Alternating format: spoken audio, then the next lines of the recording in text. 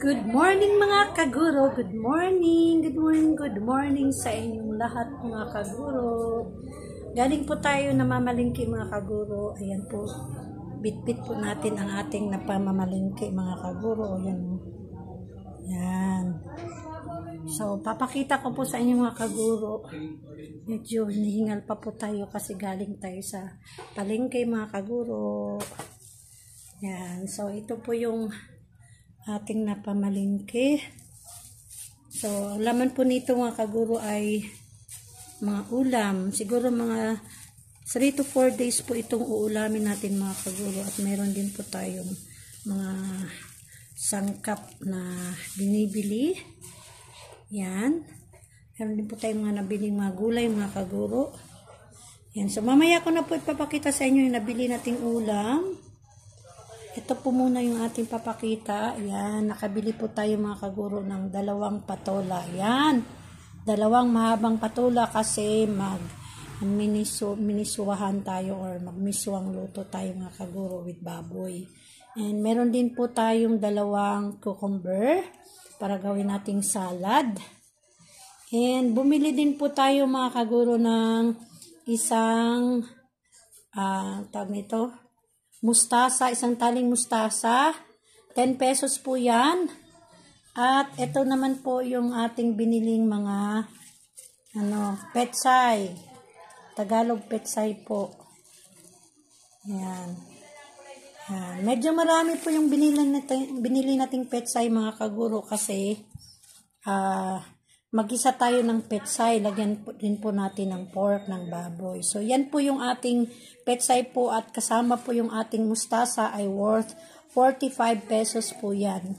Kasi yung petsay po ay 35, yung mustasa ay 10 pesos, so 45 pesos. Ito naman po yung ating 2 cucumber po, nakaumpok na po to binili natin, 20 pesos mga kaguro. And then, ito namang patola ay 30 pesos. 35 po isa. Natawaran natin ng 30 ang isa. Kaya, 60 pesos po itong 2 pirasong patola mga kaguro. And then, meron din po tayong nabili dito mga kaguro na yan. So, 10 pisong siling mahaba. Kasi, syempre po, lagi-lagi tayong gumagamit ng sili para sa ating ulam kasi masarap po yung medyo may anghang mga kaguro. So, bumili tayo ng worth 10 pesos. 10 pesos po ito mga kaguro, itong mahabang sili. Yan. And then, bumili din po tayo ng kamatis. Yan. 1, 2, 3, 4, 5, 6, 7. 7 pirasong kamatis mga kaguro for 1 week na po yan. Then, meron pa po tayong 2 piraso doon sa ref. And then, bumili rin po tayo, 8 piraso pala po yung ating kamatis. And then, 4 na pirasong sibuyas. 4 na piraso lang po yung binili nating sibuyas kasi po, meron pa po tayo dito, oh. Galing po ito sa Baguio mga kaguro. Ayan. Ayan, meron pa po tayo dito. Maliliit nga lang po yung nakatali, bigay na ating pamangkin.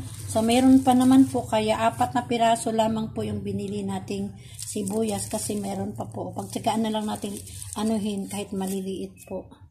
So, ayun. And then, meron din po tayong nabiling tahong mga kaguro kasi namimiss ko na po yung tahong mga kaguro. Nakakain lang po ako ng tahong. Matagal na po kami nakapagluto ng tahong, siguro year na or more than years. So, ayan po, bumili tayo. Kumain tayo ng tahong. Nakakain tayo ng tahong po. Pero, si ate ang bumili.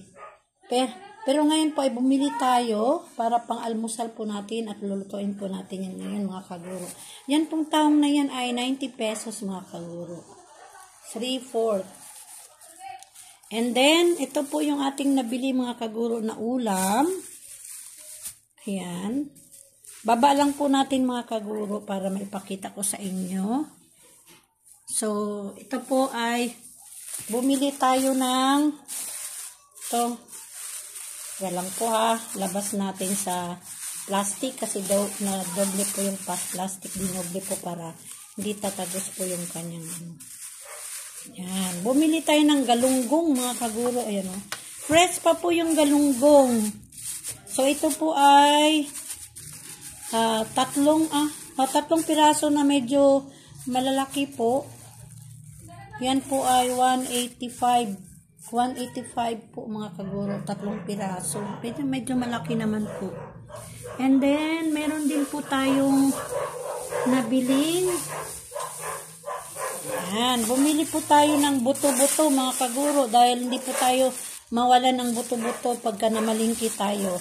Dahil gustong-gusto po yan ng anak natin. Ilalaga na kompleto po yung sangkap. So, ayan po. Buto-buto. Bali, ano po yan mga kaguro? Basta ang halaga niyan ay 310 ba yun mga kaguro? Yan, buto-buto ng baboy. And then, bumili din po tayo ng laman na baboy mga kaguro. Bukod sa buto-buto, bumili tayo ng laman. Yan, kalahati po mga kaguro. Para po ihalo natin kapag miniswahang baboy tayo mga kaguro. Lagyan natin ng patola.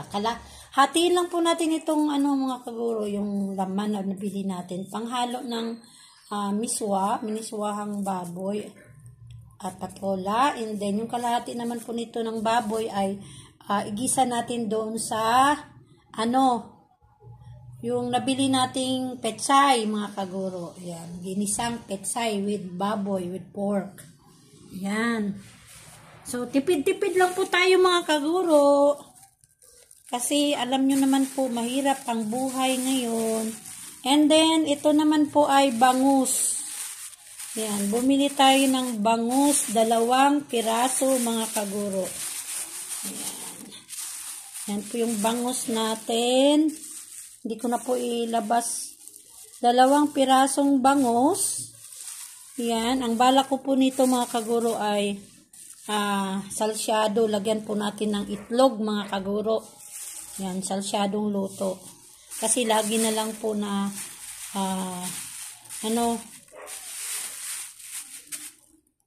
prito tapos sigang. And then, yung lutong miso mga kaguro. So, ngayon po ay lulutuin natin yung ating bangus ng salsyado na may itlog. So, ayun po mga kaguro ang aking napamalingki ngayon. Kasama ko po yung ate ko po mga kaguro na namamalingki. Ayan. Ayan po yung ating nabili, na ating natiyanggi mga kaguro. Sa tiyanggi po ako bumibili lagi mga kaguro. Masarap po sana mga kaguro mamili sa Mikawayan. Mikawayan mismo palengke kasi marami ka po doong mapagpilian. Iba't ibang klase pong isda, fresh pa po, iba't ibang klaseng mga karne. So, nandoon na po marami. Kaso lang, medyo malayo po kaya at wala po tayong service. Kaya dyan lang po tayo sa malapit. Pag Tianggi po every Saturday and Wednesday. Saturday lang po tayo nakapamalingki mga kaguro, nakatianggi kasi pag Wednesday po kasi may pasok ako morning. Kaya ayun. Ayan po mga kaguro. So siguro po yung ating nabiling ulam ay good for 1, 2, 3, 4, 5. Good for 5 days mga kaguro. Siguro hanggang Wednesday lang po ito mga kaguro kasi starting ngayon, Saturday, lulutuin na po natin ito. So, ayan. Ayan. So, thank you for watching mga kaguro. Kahit lang po, maikli lamang po ang aking vlog pero maraming salamat pa rin po at pinapanood nyo pa rin po ako. Pinaglaanan nyo po ako ng time mga kaguro. Salamat. Maraming salamat po. At pasensya na po kayo sa aking itsura kasi po, namamalingki lang naman po tayo. Hindi na kailangang mag-ayos mga kaguro. So, ayun. Thank you so much mga kaguro. Maraming salamat doon po sa mga nanonood ng aking vlog, mga silent viewers, sa aking mga subscribers. Thank you so much. At sana po yung mga bagong nanonood ng aking vlog, sana mapindot nyo po yung subscribe. Salamat po. Don't forget po, Juneva Laves, nagmamahal sa inyo and God bless. God bless po. Bye-bye. Ingat kayong lahat.